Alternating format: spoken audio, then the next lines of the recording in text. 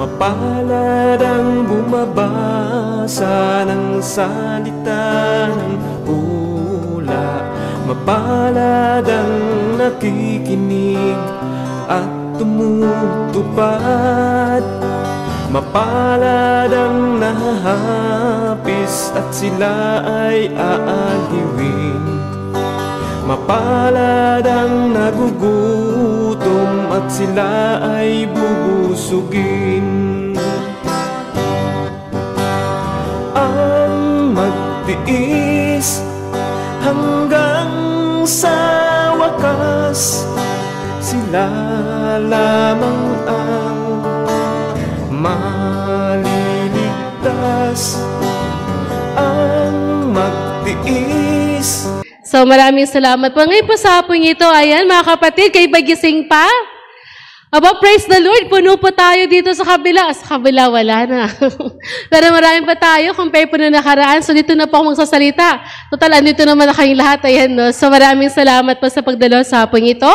At sa pagpapatuloy po na ating pong seminar ng End It Now, tayo po ay nasa power. Ayan. Abuse of power pa rin po tayo by Ardis and Dick. So ngayon po sa ating sa hapon, ito po yung mga panuntunan kung paano isang iglesia ay haharap sa mga salitang abuse. Ayan. Ito po yung paano ba tayo magsasalita, mag-o-open kung halimbawa na-abuse tayo, no?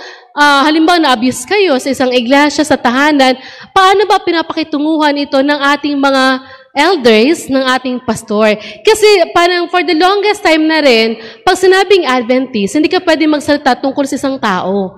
Palimbawa, na-abuso ka. Kasi pa may nakilala po ako na abuse. As in sexual abuse, na-abuse po siya ng head elder.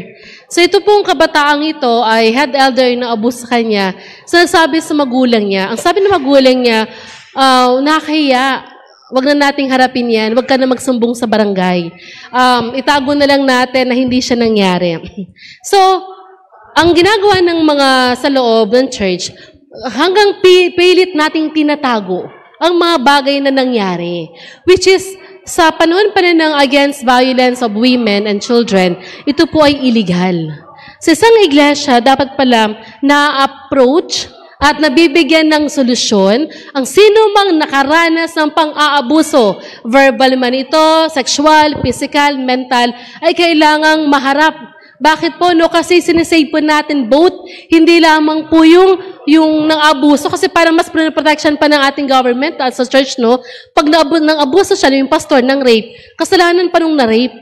Diba? So, ito po yung mga ginagamit ngayon sa panahon ngayon na bakit at paano tayo harap sa mga abuser. So, sabi nga po rito, napakarami pong abuse of power. Alam niyo po pagdating sa religion, mas marami pong religion ang babae na na-abuse. Ito po yung iba't ibang position. Punta ko lang po dun sa mga pastor, no?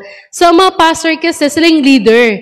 So, sila marami nagko-confide sa kanila ng problema. So, ang mga pastor pala, mas mabilis yung intention sa babae kapag sila lang yung nag-a-advise. Kaya pala, ate Den, kapag pastor kang lalaki, hindi ka pwedeng basta nag-a-advise sa babae pag wala kang kasamang babae. To avoid the certain abuse, halimbawa, parang hindi mo na-expect pero nangyayari. Kailangan pala kat yung mga lalaki gusto magbigay na advice sa babae. Hindi pala pwede yun malibang may kasama kayong babae. At ang mag-advise lang sa babae, dapat babae din. At lalaki, lalaki din. Di ba, mami? Kasi magkaiba po sila ng approach. Di ba? Ng pamamaraan din. Ayan, tinan po natin yung mga yung pastor sa Mormons, ayan. So, meron pong sa Mormons, recently, sa Netflix, ang leader po ng Mormon, yung pinaka-founder ng Mormon, nasa YouTube lang po ito, kaya okay lang. So, ito pong founder ng Mormons na to, ang dami niyang naging asawa. So, ang ginagawa po ng lalaking to, mga bata pa lang, kinakausap na yung mga magulang na dalhin ka sa amin. Iba pa yung sa Jehovah Witness. Sa Jehovah Witness po, sa Netflix, yung Pray and Obey. Yun po yung title sa YouTube. Pag napanood mo po sa documentary, pamilya po, napakaraming babae, nanay. Pag ako po may anak, 5 taon pa lang, sabi nung leader, nung mga pastor, dalhin mo yan sa Zion. So, kukunin po yung mga bata. So, thinking naman yung imagine nyo po yung mind condition ng mga, ng mga Jehovah Witnesses. Talagang niniwala sila, yung kanang leader, ay totoong sugo ng Diyos. At Diyos, sa mga bata, parang pag kinuha ng pastor yung batang 5 taon, privilege yun sa magulang. Kaya sabihin nila, they will be brought to Zion. So sa Zion, there will be safe place for the children. Yung pala ginagawa sa mga sa Zion, sila po ay kinukondisyon. Pinalalaki po sila para maging asawa ng mga matatanda sa iglesia at ng iba pang pastor. Imagine mo, ang dami, pero yung mga nanay, hindi pala iniisip na abuse yun. Feeling nila privilege, di ba? 14 years old, 13 years old, 12 years old, nabubuntis sa Zion. Pag napanood niyo po siya, kikilabutan kayo na bakit ang isang leader na dapat protektor ng mga kapatid o ng kababaihan, ay sila pa yung abuser. Paano lang po sila nahuli? Meron lang pong nanay na hindi matanggap na yung anak niya ay kinuha sa kanya ng sapilitan. At yung anak po niya, sa loob po ng Zion, kung may 30 bata, ang tawag sa mga babae doon, lahat nanay nila. Kapag mga bata, wala silang tunay na nanay. Kasi lahat ng mga nasa loob ng Zion, nanay nila. Pag sabing mother, lahat sila mother. At ang father, yung pastor lang. Imagine mo, 57, mayroon siyang 100 plus na asawa. Sa Jehovah, sa Mormons naman, yung leader nila, sabihin sa kanila, huwag kayong pumunta sa mga sanlibutan, bawal ang bar, bawal yan. Pero sila mismo, pupunta ng New York, Ate Leona, ginagamit yung pera para saan? Sa bar, sa prostitution, kasama yung iba't ibang asawa. At yung mga, dinahuli na po siya, hinuli siya ng mga polis, kasi nga natagpuan na maraming child abuse. Nung nahuli siya ng polis, kahit nasa loob siya ng kulungan, pinapadalan siya ng pera. Akalain ba sabihin sa kanya, sabihin mo sa mga member, magpadala kayo ng pera, $10,000, $1,000 per member. Ilang dolyar ang ginagastos nila, kahit nasa kulungan siya. Ano po nilalagay yung mga pera nila? Sa mga corned beef, sa mga tanatanggalan ng laman. Akala nila, mga canned goods, yung pala lahat pera yun, mami. So, bakit natin sinasabing? Because the church leaders are very possible and capable of abusing the members. Diba? Dahil, leader ako may karapatan ako. So, sabi po sa atin, tapos na siya kaagad. Ito po, yung power, responsibility po ng ating church, ayan. Sabi po dito, responsibility. When we say responsibility, it means we have to response. Ang ating pong kakayanan ay dapat ay ang pagsagot at pag-responsa ng nangangailangan. Magkakaiba daw po ang power ng leader at ng follower kung ginagamit po natin. Sabi po, power of any type is the one who is responsible. We will not be judged by our temptation but by our response. Inappropriate sexual contact with the person of the opposite or same sex is seen even among consenting adults. If you hear of an abuse case, don't express disbelief. Abuse happens even in our church. Ano ba nagkwento sa atin? Alam mo ba si kapatid ng buso yan? Totoo ba? Yung pala, huwag tayong magugulat kasi ate din, nangyayari siya sa church. Hindi siya normal, pero nangyayari siya, sabi niya rito, inappropriate sexual contact. Kahit po kapag same sex, At hindi daw po dapat binibigyan ng consent ng ating church. Halimbawa, yung sa mga LGBT, may mga po sila, hindi po ito sa hate crime or hate words, pero ito po yung sa standard ng church natin. Kaya po minsan mahirap kapag nasa ganun silang uri. Kasi parang feeling na na-judge sila, Pero yung pala ay hindi dapat kinokonsent ng isang iglesia. At meron po rito na kung saan, sexual violence includes a what? Immediate physical and emotional toll, a wide range of chronic physical and mental health problems. Halimbawa, sexual harassment. Ayan, makinig po kayo mga kabataan, Sexual harassment and abuse in schools by coaches or teachers, or even in the church or priests in the church, but is comparable in magnitude.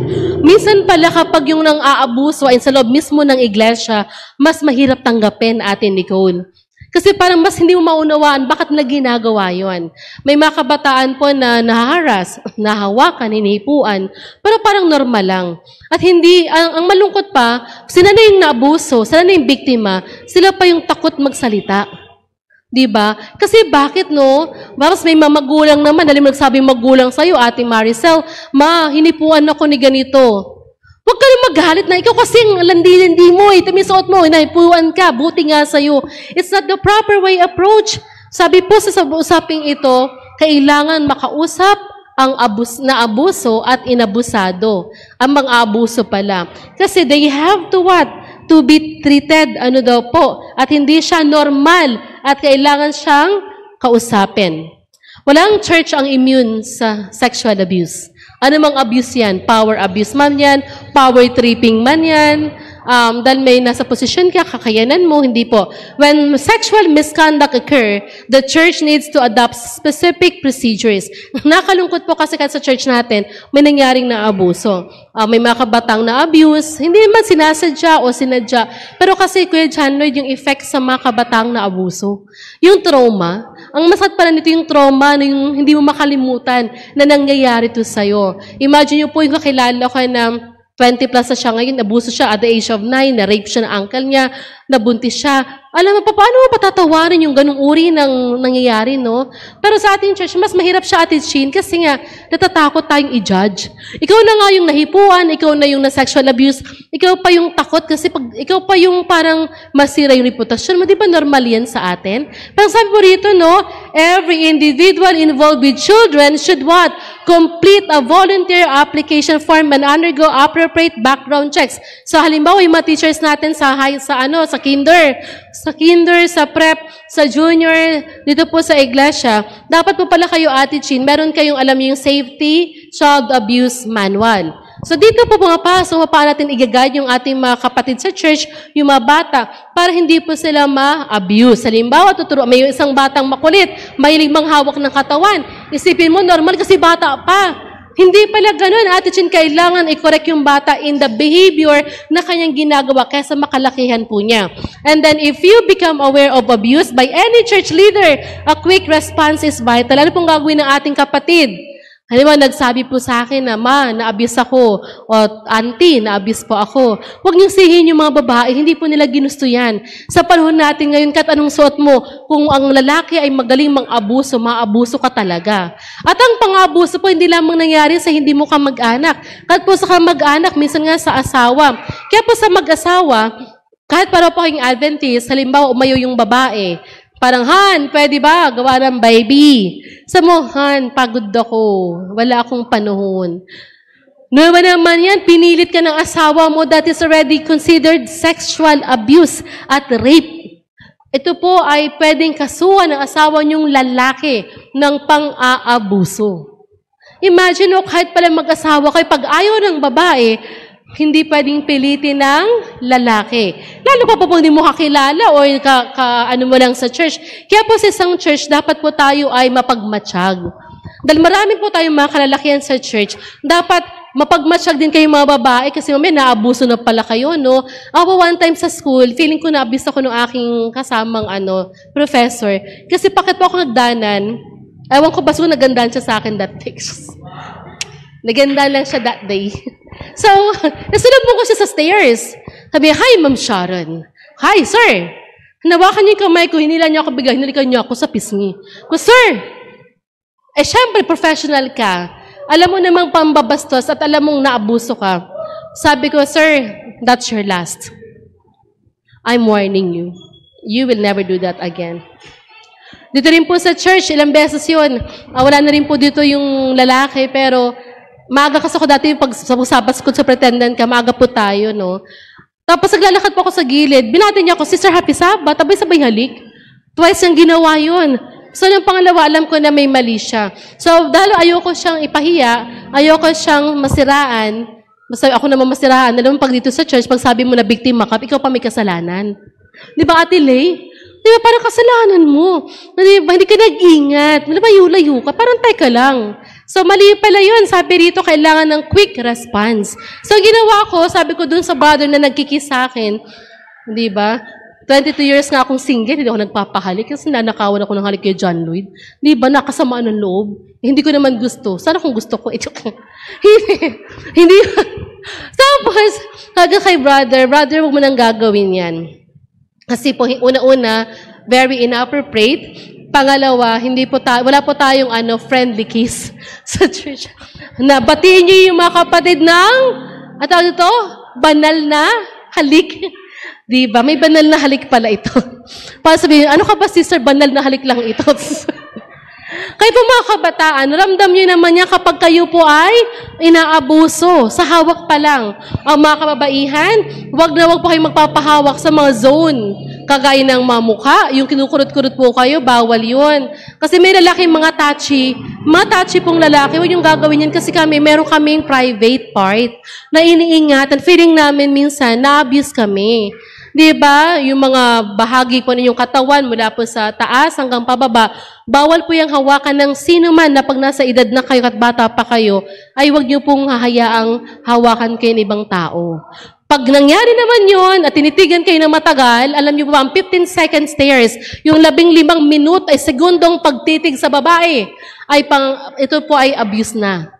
Makonsider na po siyang sexual abuse. Meron nga po yung pagpito lang, di ba? Witwi. Sabihan ka lang na parang, wow, sexy. Pag may laman yan, alam mo, ito po ay malicious act and that's considered abuse. Di po ba? Sabi nga po dito, regardless of the accusation, the mission of the church must be to protect the what? We have to protect the abuse.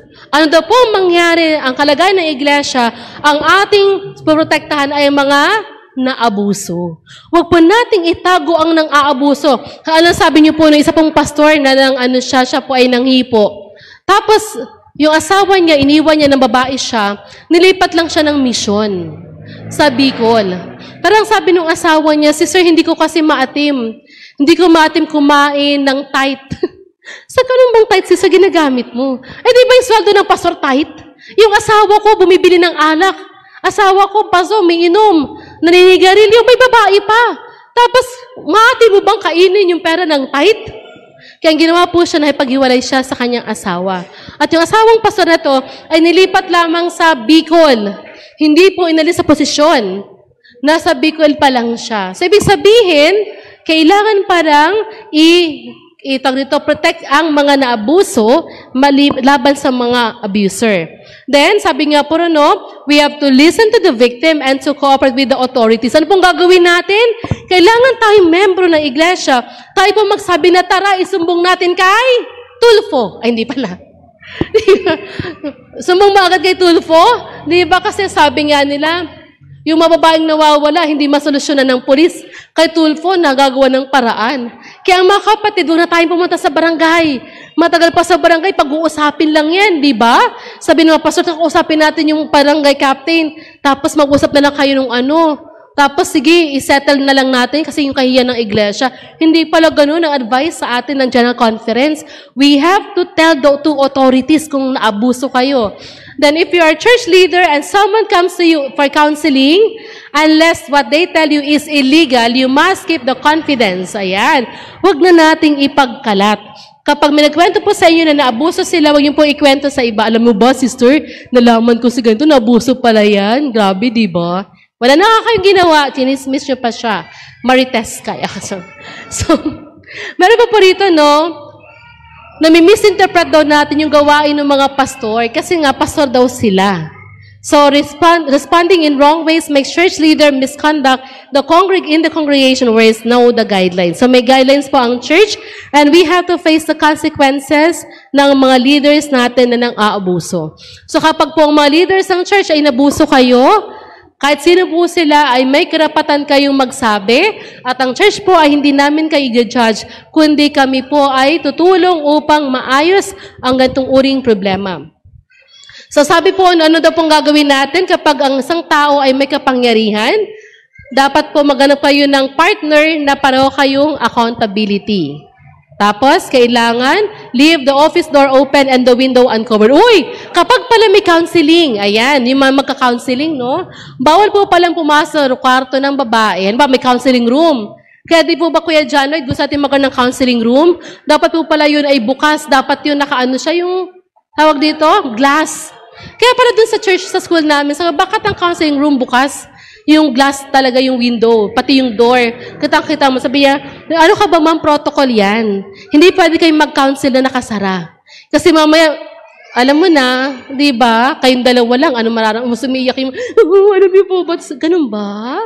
Sige, akong bahala sa'yo. Di ba? So, yun na abuso pa ulit. Di ba? Keep your distance between you and your counselee at all times. Avoid even casual physical contacts. Ayan, bawal daw pala ng physical contacts kalibag ka nagka-counsel kayo.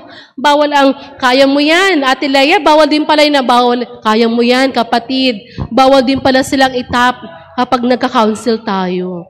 'Di ba? Tapos kailangan may harang. O diyan ka, dito ako. Oo. Tapos counsel only with couples or with members of the same sex. Kung babae kayo, sa babae lang po kayo magka-counseling. Pag lalaki kayo, maghanap kayo ng lalaki na ika-counsel naman. And never assume that you are invisible. Yan. Next po. Karamihan daw po ng mga church ay nagsabi na wala silang kaso ng pang-abuso. Pero totoo lang, marami pong abuse sa loob ng iglesia. Yung magsabi nga lang na, pag kayo umabsent magbabayad kayo ng offering. That's already abuse. Diba? Kasi ginamit natin yung power natin para i-threaten yung ating kapatid. O kapag hindi ka nag-asawa ng Adventist, ikaw ay di-disfellowship na. Abuse din pala yun. Diba? Kasi imagine mo, nag-disfellow ka dahil nag-asawa na siya hindi Adventist, diba? O, sister, ikaw ay nakatisod, disfellowship ka na. So, mga ganun, no? Wala nang natira sa iglesia. Naabuso na tayo lahat. Sabi po ng Biblia sa atin, ayan, Matthew 18:15-20, ano po nakalagay?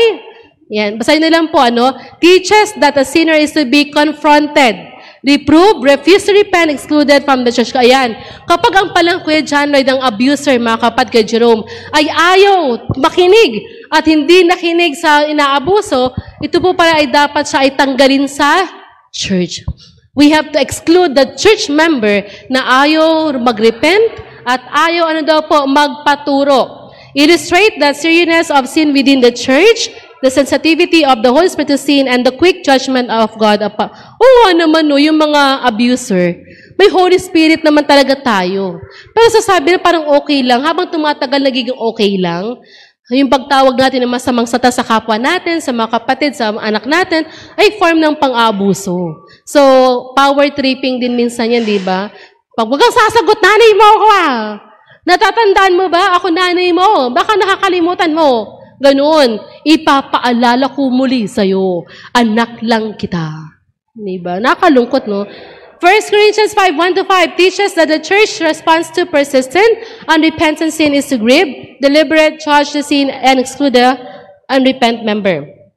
Ano po dapat natin gawin? Commands them to warn the disobedient and the disorderly, and teaches to warn the undisciplined brother and withdraw from him. Tell us to rebuke persistent sin publicly. So sabi po sa 3 verses na chapter ng Bible, dapat po natin silang turuan. Pag hindi sila nakinig, lumayo po kayo sa kanila.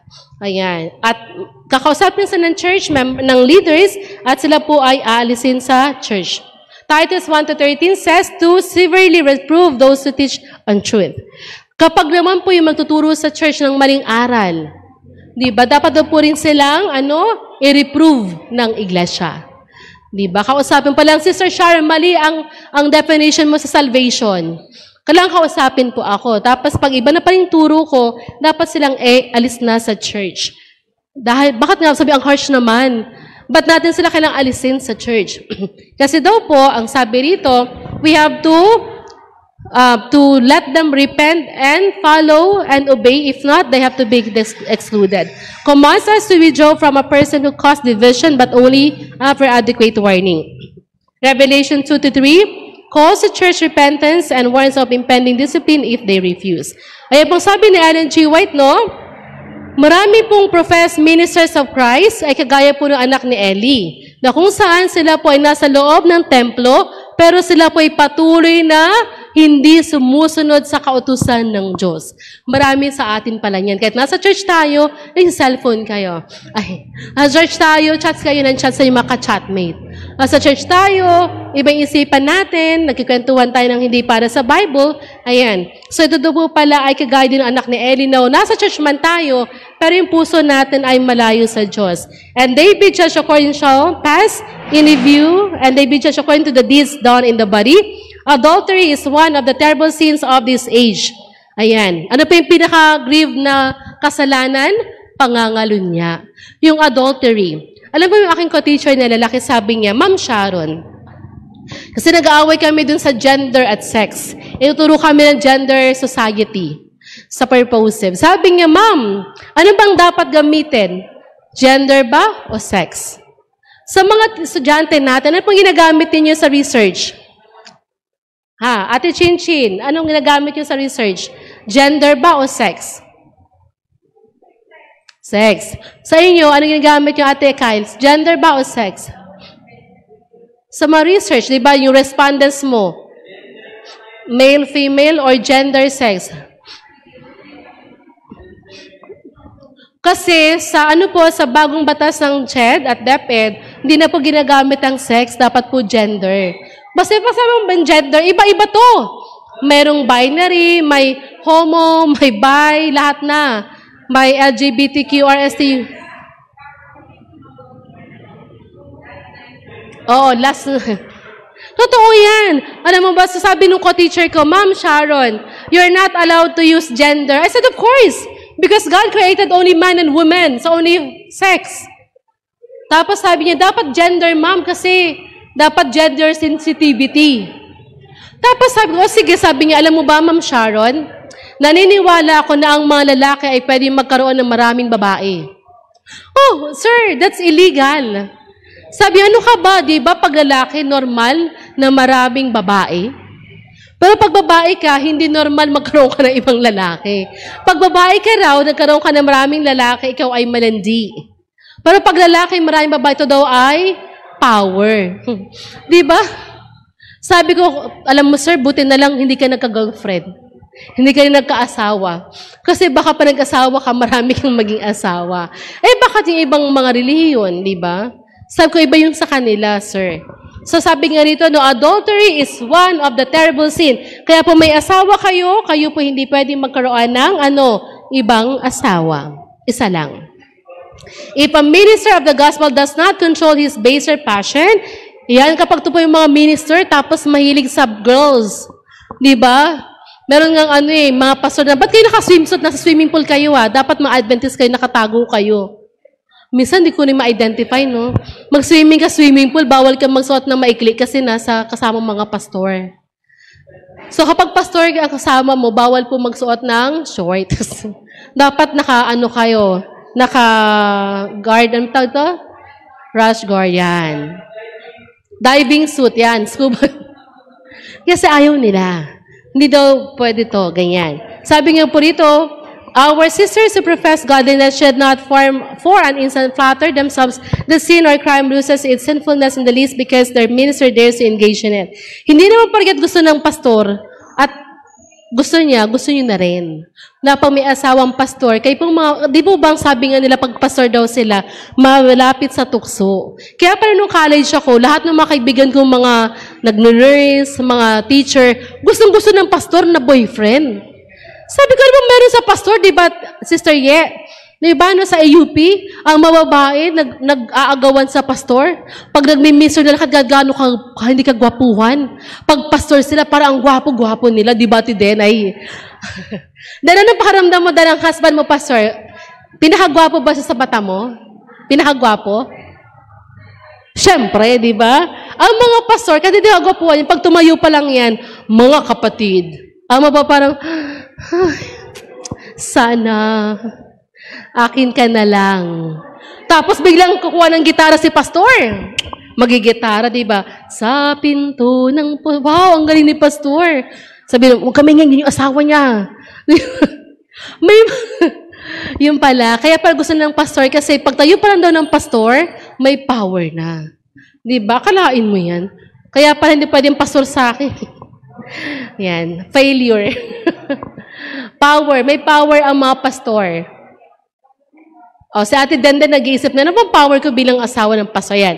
The fact that men who are in responsible places show themselves to be familiar with sin should not lessen the guilt and enormity of the sin in the midst of any. Sin should appear just as sinful, just as abhorrent. So dapat daw po pala ang kasalanan ay totoong kasalanan kagaya ng ahas na nakakatakot dahil siya ay deadly, dapat hindi po siya kinukonsider na pet. Ganun din ang kasalanan. At sabi po rito sa atin, marami daw nagtitake advantage dahil sa posisyon na meron sila. At ayaw po ng Panginoon, sabi ni Ellen G. White, na ang ating posisyon sa iglesia ay ginagamit natin sa paninira ng kapwa, sa pagkontrol sa buhay nila, sa yung mas powerful sila sa ibang kapatid, ito po pala hindi susuportahan ng Biblia. Satan disguised as an angel of light, and I cannot believe that the word of God is abiding in the hearts of those who has readily yield and inaccuracy. So misuse and power po, ang sabi dito, no? The Lord is God who knows, and by Him leads our way. So lahat po na nagkakasala, pastor ka man, leader ka man, teacher ka man, ano man ang katungkulan mo, nanay ka man, anak ka man, kayo po ay the judge. It is not by strength that one prevails. And then, Eli's son had no regard, for I did not know the Lord, sabi po nila. Imagine mo, sabi nila, akala nila hindi alam ng Diyos ang kanilang ginagawa. Sabi po sa Samuel, they intimidated the people and essentially robbed them. They had no regard for the people. The abusive behavior is labeled as sin. They had no regard for the women who served at the temple. Pero ginagawa nila, no? They used their position to be sexually and religiously abusive. Positional, sexual, and religious abuse. Ito po yung ginamit ng mga anak ni Eli. Imagine mo, anak ka ng pastor, ganito ang gawain mo, no? Yan. The abusive atmosphere and activity was directly related to a spiritual decline and lack of connection with God. Alam niyo po ba kami sa school, bawal na kami mag-tap sa estudyante. Sa school kami, nag-tap kami, uy, ano na? Tapos naramdaman nung estudyante na feeling niya na-abuse siya. Pwede po kayong kasuhan, mawala po kayo ng lisensya. Kaya yung mga ko-teacher kong lalaki, sabi ko, sir, wag na wag kayong magtatap ng babaeng estudyante. Kasi, kahit po elementary, may naging case po niyan dito sa May Imus. Natap na yung bata matang babae. Nag-iiyak yung batang babae, sabi, inaabuso ako. Nag-report po sa principal, napatulfo pa yung tanggal ang teacher. Kat hindi intensyon ng teacher na matouch yung kanyang shoulder. Diba? Ganyan po ang mga babae ngayon, maarte na rin. Minsan hindi mo na alam, totoo ba na abuso to o nagkukunyari na lang na abuso, diba? And then, totoo naman po, alam niyo po ba, walang naabusong gustong magsabing inabuso siya. Tama ba? Sino bang naabuso dito na gusto ipagkalat na naabuso kayo? Diba, ang naabuso, ang gusto nila itago na lang yung kahiyang daladala nila. Diba? Itatago mo kasi ayaw mong mapahiya. Kasi feeling mo, lang kang kampi, diba? Feeling mo, ikaw nang inabuso, ikaw pa ang may sala. Sabi nga po rito, no? The glory of God departed from Eli's son. So Jeremiah 7:1-7 says, change our actions, deal justly, and not oppress the powerless, not shed innocent blood, not to follow other gods, but honor God in heaven and the people of God. When powers abuse, ayan, God is dishonored. Kapag daw po tayo rejoice ang ating mga katungkulan na abuso, we dishonor our God. And the Lord is a God who knows, and by Him this is our way. When we violate the boundaries of others, we violate them as well as their boundaries. Kaya ang sabi po ng ating rule, my right stop when your right start. Kung ang what is right? Karapatan. Kung ang karapatan ko ay ginagamit ko, titigil siya kapag ang karapatan mo ay magsisimula na. So, hindi po pwedeng abusado tayo sa ating posisyon. Maging magulang man tayo kasi mas malakas tayo sa ating mga anak, natatakot sila. Kasi may mga nanay, tatay na gusto nilang namamalo talaga. Gusto na umiyak yung bata, sisigawan nila. Kasi pag feeling na nasigawan nila, takot na yung mga bata. Akala lang nila, pero hindi po pala. A new commandment I give to you, that you love one another as I have loved you. That you also love one another. By this all will know that you are my disciples if you have love for one another. Sabi po ng Panginoon sa atin, tayo po'y pantay-pantay sa kanyang mga paningin. Dapat po nating irespeto, igalang bawat isa, at ibigin natin ang ating mga kapatid, gaya ng pag-ibig ng Diyos sa atin. Hindi po yung ibang klaseng love. Yung eros, hindi po yun. But then the love that God had showed us as brothers and sisters. Sana po sa atin mga kapatid, no, ay mapigil po ang pang-aabuso. Kung kayo po'y naaabuso at may nang-aabuso sa inyo, huwag po kayong mahiyang magsabi. Kasi may kakampi po kayong ating Panginoon at inyong mga leader sa iglesia ang makikinig po sa inyo. At gagawa natin ang paraan upang mahulit, makulong ang mga abusado at maparusahan ng batas ng tao. Of course, God has His own judgment in the right time. Pero sa ating pong nasa batas in the land, we have laws that we have also to follow. So hindi po dahil nag-complain tayo, kulong tayo ng kapatid na ng abuso sa atin, ay kasalanan natin. Hindi po. Ito po ay nasa paraan po na para hindi po lalong dumami ang abusers sa ating pananampalataya. So ngayon po sa hapong ito, wala po bang naabuso rito? Taas ang mga kamay. Wala bang na-harass? Na-abuse? Kung meron naman po, huwag yun nang itaas, pero pwede niyo po kaming kausapin at gagawin po natin ng paraan upang matulungan kayo na tayo po mailigtas sa pang-aabuso. Bang nasa tahanan man o sa iglesia, sa anumang lugar, huwag po kayong matatakot dahil may kakampi po tayo ang ating Panginoon na handang magtanggol sa atin. Yun lamang po at nawa ay pagpalay tayo ng Panginoon sa hapong ito. Happy Sabbath po muli. Mapalad ang bumabasa ng salita ng hula. Mapalad ang nakikinig at tumutupad. Mapalad ang nahahapis at sila ay aaliwin.